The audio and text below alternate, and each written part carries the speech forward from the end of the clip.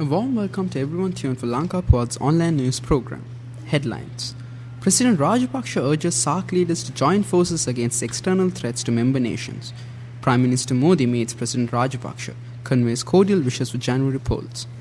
Sri Lanka may release seized boats soon. Dr. Swami calls on Defence Secretary. Philip Hughes dead. Australian cricketer dies after bouncer at SCG. And in detail.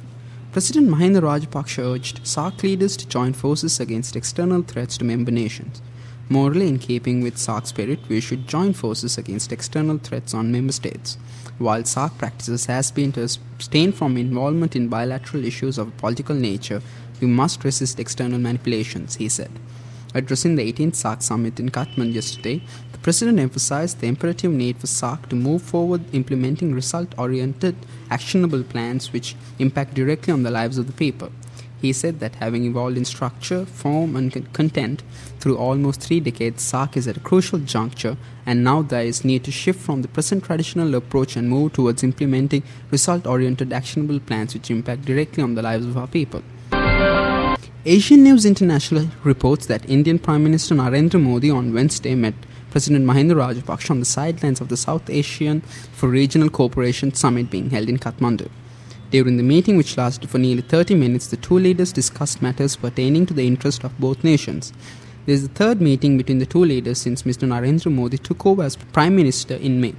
President Rajapaksa attended Narendra Modi's swearing-in, after which they had a bilateral meeting. Later, the two met on the sidelines of the United National General Assembly in New York in September. India's Prime Minister Modi also thanked President Rajapaksa for the release of the 5 Indian fishermen who had been incarcerated in a Sri Lankan prison and sentenced to death. Sri Lanka may consider releasing the Indian boats in its custody soon after verifying details of ownership.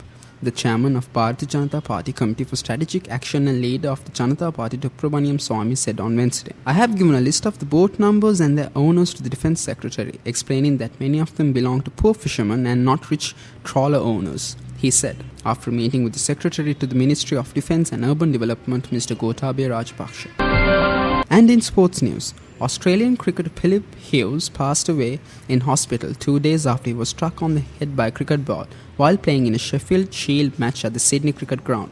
Australian team director Peter Bruckner said in a statement released by Cricket Australia on Thursday afternoon that Hughes had died at St Vincent Hospital.